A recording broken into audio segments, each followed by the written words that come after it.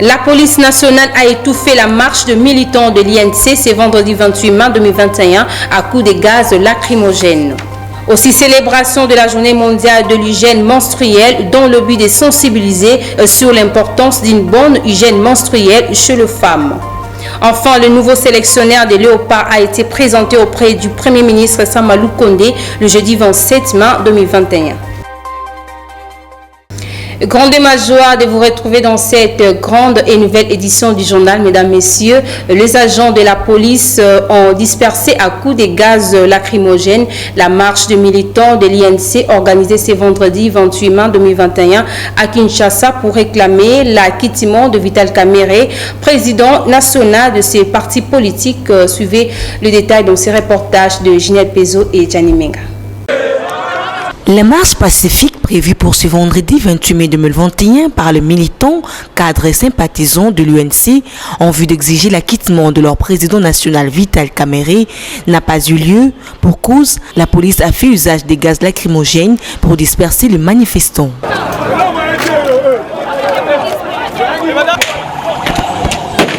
Voilà, on ne sait pas pourquoi.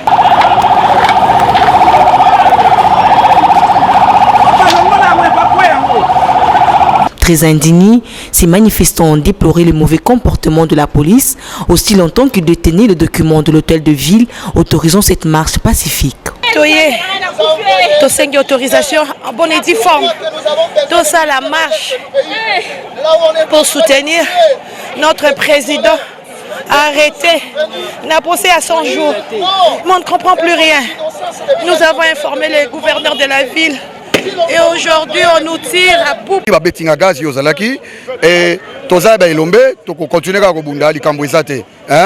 Je crois que la police a continué à bengana.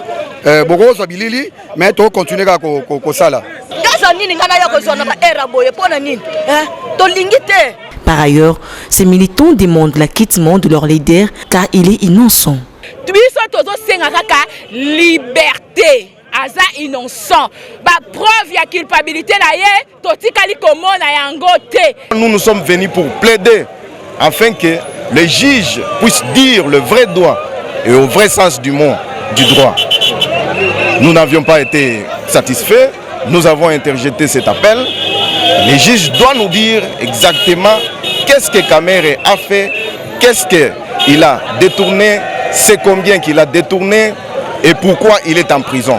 Et la marche n'a pas des objectifs, c'est seulement soutenir la justice pour qu'elle puisse acquitter notre président national qui croupit en prison depuis une année et 2 mois. Et pourtant le dossier est totalement vide. Rappelons que la cour d'appel de Kinshasa-Gombe avait fixé la prochaine audience du procès 100 jours sur le détournement des fonds destinés à la construction de maisons préfabriquées les 31 du mois en cours. Présent dans cette marche, Willy Leiba, l'un des cadres de l'Union pour la nation congolaise, estime que leur président national Vital Kamerhe, qui croupit en prison jusqu'à ce jour, est innocent au regard de faits mis à sa charge par la justice. Je vous laisse suivre Willy Leiba dans ses propos recueillis par Sarah Kindela. La marche avait pour raison de soutien au président national, notre président Vital Kamerhe.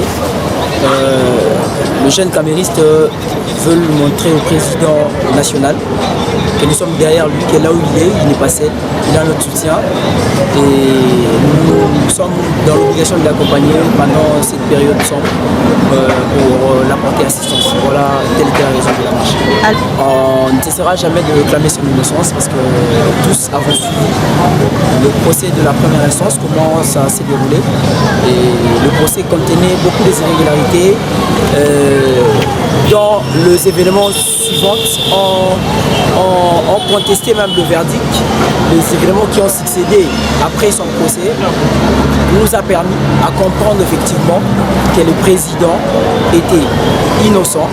À deux fois, on voit la justice qui a nié l'existence de maisons et c'est le même l'État congolais qui demande à la SNED d'électrifier les maisons qui étaient inexistantes. Donc c'est vouloir aimer une chose et son contraire. Voilà, le président est innocent. Et cela n'exclut pas que si le juge de la première instance avait tranché cet procès avec toute partialité, et nous faisons confiance aux juges de cour d'appel avec l'expérience qu'ils ont, et on croit qu'ils vont dire le droit, et quand le droit sera dit, je le dis souvent, quand le droit sera dit, de notre côté ça sera plus simple l'acquittement. Je l'ai annoncé au sommaire dans le but de sensibiliser sur l'importance d'une bonne hygiène menstruelle chez les femmes en général et particulièrement les adolescentes à travers le monde. L'humanité tout entière a célébré ce vendredi 28 mai 2021 la journée mondiale dédiée à l'hygiène menstruelle. À cet effet, le gynécologue André Bissaka invite les femmes en général à la bonne politique d'hygiène au micro de Olivier Mawila. L'hygiène doit s'appliquer à tous les niveaux de la vie. Pas seulement pour l'hygiène menstruelle, mais je dis à tous les niveaux de la vie. Sans l'hygiène, nous allons nous exposer à de multiples maladies. Pourquoi la fille doit être obligée de connaître l'hygiène menstruelle? Parce que ça a beaucoup d'impact sur sa vie professionnelle ainsi que sur sa vie quotidienne. Une fille, à chaque fois qu'elle a ses règles, elle a des cycles menstruels, il doit absolument respecter les principes d'hygiène pour ne pas s'exposer aux maladies. Des maladies qui sont transmises par les microbes. Vous connaissez les causes des maladies, nous avons les champignons, nous avons les bactéries, il y en a plusieurs causes qu'on peut citer. Alors, il y a des règles qu'une fille est censée de connaître dans sa vie courante par rapport à chaque période de cycle menstruel. Donc pendant la menstru, la fille ou la femme est soumise à respecter ces principes. Une femme pendant les règles doit se laver autant de fois. Pourquoi? Parce que dans le sang là, il y a les éléments que les microbes ont besoin. Mais quand vous avez vos règles le matin jusqu'au soir, n'est-ce pas, il y aura cette accumulation dans ce que vous appelez de ce que vous portez là, des pampers, des bandes hygiéniques là. Ça sera un bon milieu où les microbes vont se développer. Mais quand il y a développement des microbes, après les règles, vous trouverez des femmes qui viennent et disent docteur, moi après les règles j'ai des mangeaisons qu'on appelle des prurites vaginales. D'autres femmes vous disent que docteur, moi j'ai des douleurs au bas-ventre. D'autres femmes qui disent mais donc le manque d'hygiène menstruelle peut vous amener de multiples problèmes de santé, soit des infections qui peuvent vous compliquer chez même qui peuvent même compromettre à la longue votre maternité. De son côté, le député national André Léon Toumba a adressé 2 questions orales et écrites au ministre de Mines et au directeur général de la SNEL. Suivez dans ses propres recueils. J'ai déposé d'abord la question orale avec débat au DG de la SNEL. En fait, c'est le ministre qui doit devoir répondre. Oui, de telle manière à ce que, vous savez, il est de notoriété publique que le service qu'on nous fournit par la SNEL laisse à désirer. Alors, c'est la raison pour laquelle j'ai considéré que la représentation nationale, sinon le pays tout entier, se doit de savoir ce qui se passe. Pourquoi nous avons des coupures à tout moment? Pourquoi est-ce qu'il peut y avoir 2, 3 jours? Il y a même des quartiers dans ce pays qui n'ont pas d'électricité. Pourtant, le courant passe par là. Aussi dans ma province, il y a un barrage de Tubidi, mais le courant n'est pas dans la province, dans mon territoire. Donc, c'est la raison pour laquelle j'ai considéré qu'il était important que le DG, le ministre de tutelle du DG de la SNEL, qui doit devoir nous répondre à l'Assemblée nationale pour que la représentation nationale puisse savoir ce qu'il en est. Parce que trop, c'est trop avec cette histoire de coupure de courant à tout moment. C'est inacceptable pour un pays comme ceci. Et d'ailleurs, le chef de l'État a considéré que les choses doivent changer. Et si les choses doivent changer, ce que nous avons eu depuis longtemps, on n'est plus prêt de continuer de recevoir les mêmes choses ou le même service. Il y a des factures farfelues, il y a des factures irrégulières, mais ces gens sont tout à fait prêts à pouvoir nous soumettre des factures, mais le service qu'ils nous donnent est négatif. Dans le reste des actualités, la synergie Urgence Goma, une initiative de leaders politiques de la société civile et de chefs coutumiers du Nord et Sud Kivu, a été reçue par le vice-premier ministre de l'Intérieur sur la situation découlant de l'éruption volcanique. Suivez le député national Juvena Munibo dans ses propres recueils.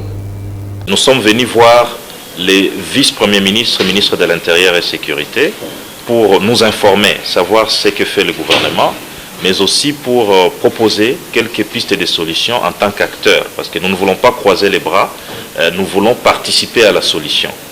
Et nous avons discuté avec son Excellence, Monsieur le vice-premier ministre, ministre de l'Intérieur, sur plusieurs questions. Il nous a bien reçus et nous avons discuté avec lui sur plusieurs questions urgentes. Il y a la question d'abord de la relocalisation de la population, des sites d'accueil. Nous avons estimé avec lui que Sake n'offrait pas toutes les garanties parce que c'est sur la plaine. On ne sait pas les conséquences éventuelles de cette éruption, les suites éventuelles. Et que ça serait mieux d'aller un peu plus loin, de réorienter la population un peu plus loin. À Bukavu, il faut nécessairement des conditions d'accueil parce qu'il y a beaucoup de nos concitoyens, beaucoup de gomatraciens qui se sont dirigés vers là. Et donc il faut des sites d'hébergement, il faut les systèmes d'eau parce qu'il se poserait certainement un problème d'eau aussi. Il faut prévenir les maladies d'origine hydrique. Il faut tenir compte de l'épidémie de Covid-19 déjà qui existe et éviter à ce que cette situation de l'éruption volcanique aggrave déjà la contamination à la Covid-19. Il y a des questions de sécurité. Vous savez que c'est une zone en proie aux groupes armés et il faudrait que les sites soient sécurisés au moyen de l'action des FARDC, de la police, etc. Alors nous avons pensé que toutes ces actions, il faut un plan de contingence détaillé et qu'il faut un comité de suivi, un comité mixte qui associerait non seulement les gouvernements, mais également la société civile, le Parlement, les leaders communautaires, les chefs coutumiers, pour un suivi non seulement synergique, mais concerté également. Donc nous sortons de cette audience très satisfaits et Excellence Monsieur le Vice-Premier ministre, ministre de l'Intérieur, a promis de rester en contact. Il va relayer ces messages des leaders du Nord Kivu et du Sud Kivu. Il va transmettre ça au Premier ministre, chef du gouvernement, et nous allons donc rester en contact avec le gouvernement à travers lui pour voir dans quelle mesure nous pouvons faire les suivis ensemble et participer ensemble à cette réponse humanitaire du gouvernement pour nos populations en détresse. Et du site Kivu. En Ituri, le gouverneur militaire, le lieutenant général Johnny Luboya Kachama, a assisté ce vendredi 28 mai 2021 les victimes des atrocités des miliciens FPIC internés au centre médical de Niakoundé, situé à plus de 40 km de Bunia, précisément dans le territoire d'Irumu. Les explications avec Naomi Katakou. Le centre médical évangélique de Niakoundé connaît de sérieuses difficultés pour son fonctionnement. Ceci à la suite des attaques à répétition de miliciens de forces patriotiques et intégrationnistes du Congo. Conséquence, la faible fréquentation de malades ainsi que l'insuffisance de stock de médicaments. Préoccupé par la situation sanitaire de cette formation médicale, le gouverneur militaire de l'Ituri, le lieutenant général Luboya Kachama Johnny, qui a visité cet hôpital, n'a pas hésité de venir au chevet de quelques malades dépourvus de moyens. Un motif de satisfaction pour le médecin directeur de l'hôpital général de Niakoundé. Lors de son passage des autorités provinciales à l'hôpital de Niakoundé, il a palpé du doigt de tout ce que nous avons comme difficulté, comme besoin. Et c'est pour cela qu'il nous a promis de réaliser quelque chose en vue de subvenir à tous ces besoins-là. Par exemple, en carburant, en nourriture, parce qu'avec les malades que nous logeons là-bas, ainsi essayer de voir quelques kits d'urgence que nous pouvons essayer d'aider avec l'hôpital actuellement. Oui, il venait de nous remettre un montant de $5 000. Grâce aux actions salvatrices menées par le FARDC, Niakoundé et environ peuvent désormais respirer la paix, tel élevé du commandant suprême de forces armées, Félix Antoine Tshisekedi Tshilombo. De son côté, le Premier ministre Samalou Kondé a reçu en audience le jeudi 27 mai le gouverneur honoraire de la province d'Elituri, Jean Bamanissa Saïdi, au menu suivi de la situation humanitaire à l'est du pays. Suivez-les dans ses propres recueils. Voilà, nous sommes venus encourager le Premier ministre dans cette lourde tâche qu'il a actuellement, surtout pour le suivi de la situation de l'Est qui est non seulement au niveau sécuritaire mais au niveau aussi humanitaire. Et il va de soi que nous avons soutenu l'état de siège qui aujourd'hui est suivi et géré par le gouvernement central parce que nous avions besoin d'un électrochoc qui a été fait par son Excellence Monsieur le Président de la République avec l'état des sièges pour lequel aujourd'hui toute la population soutient. Et il va de soi aussi que les autres questions qui sont des questions humanitaires, qui sont des questions de développement, qui sont des questions des infrastructures, puissent être connues par le gouvernement central et en assurer le suivi et la continuité. Donc c'est de cela que nous avons parlé, ainsi que d'autres questions d'État aussi essentielles pour rencontrer l'objectif que le gouvernement s'est assigné. Mais le Premier ministre a très bien reçu et nous allons continuer. Vous savez qu'aujourd'hui, en tant qu'anciens gouverneurs, nous avons été remplacés par des gouverneurs militaires, mais nous restons des personnes ressources, nos administrations sont là et nous devons continuer à être au courant de ce qui se passe et apporter ce que nous devons faire aussi. Merci. Toujours à la primature, le Premier ministre Samalou Kondé a échangé le jeudi 27 mai 2021 tour à tour avec les ambassadeurs de la République démocratique de Corée, de l'Union européenne et de la Suède. Suivez les réactions. Je lui ai aussi présenté nos sincères condoléances aux victimes du volcan, de l'éruption du volcan Nyiragongo, pour les dégâts humains et matériels causés par cette éruption. On a passé en revue nos relations bilatérales d'amitié et de coopération de longue date.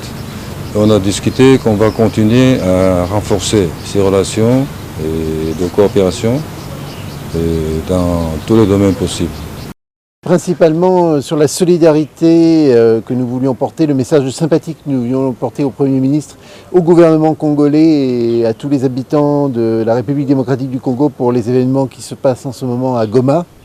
La situation est très grave, elle est très menaçante. Le gouvernement a pris une décision d'évacuation d'une partie des quartiers de Goma. Et je voulais apporter bien sûr un message de sympathie et de solidarité, mais en même temps aussi dire la disposition de l'Union européenne à accompagner le gouvernement congolais et à accompagner les autorités pour faire face à cet impact humanitaire et à cette situation humanitaire grave dans la région du Nord Kivu. Nous avons échangé sur les priorités communes entre la Suède et la RDC, entre le gouvernement du Premier ministre et la Suède. Et je l'ai félicité pour son engagement pour continuer le processus de réforme qui a été entamé dans différents domaines. Et on a soulevé ensemble quelques différentes priorités communes comme le développement démocratique, état de droit, respect des droits humains, égalité des genres, la lutte contre la corruption, la lutte contre l'impunité. On a soulevé aussi l'importance de réformes électorales et aussi les réformes dans les domaines sociaux pour le peuple congolais. Pour clôturer cette édition du journal, le nouveau sélectionneur des Léopards a été présenté le jeudi 27 mai 2021 au Premier ministre Samalou Kondé. Les explications avec le ministre des Sports, Serge Kondé. Suivez.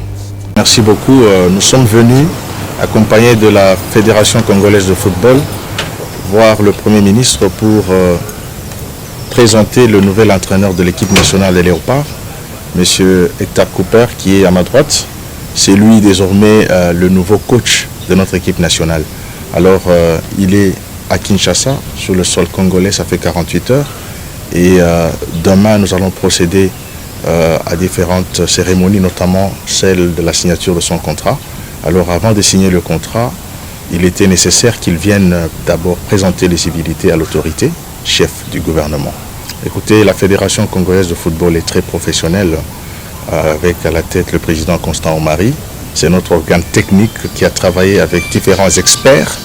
Et à l'appel à la candidature de l'entraîneur des Léopards, nous avons reçu, ou la Fédération congolaise de football a reçu plus de 60 candidats.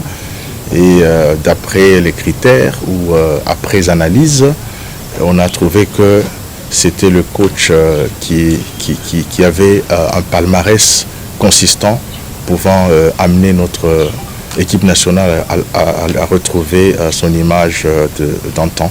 Parce qu'aujourd'hui, la RDC a besoin d'une grande équipe nationale digne de ce nom. Mesdames et messieurs, nous sommes arrivés à la fin de cette édition du journal. À présent, je vous rappelle le principal titre. La police nationale a étouffé la marche de militants de l'INC ce vendredi 28 mai 2021 à coups de gaz lacrymogènes. Aussi, célébration de la journée mondiale de l'hygiène menstruelle dont le but est de sensibiliser sur l'importance d'une bonne hygiène menstruelle chez les femmes. Enfin, le nouveau sélectionneur des Léopards a été présenté auprès du Premier ministre Samalou Kondé le jeudi 27 mai 2021. Voilà, c'est la fin de ce journal. Merci à Junior Tendele pour la chefferie de cette édition et à Guinée Mayamba, Laetitia Maluta pour la supervision technique. Retrouvez Dodo Kalonji demain pour la grande et nouvelle édition du journal. Au revoir.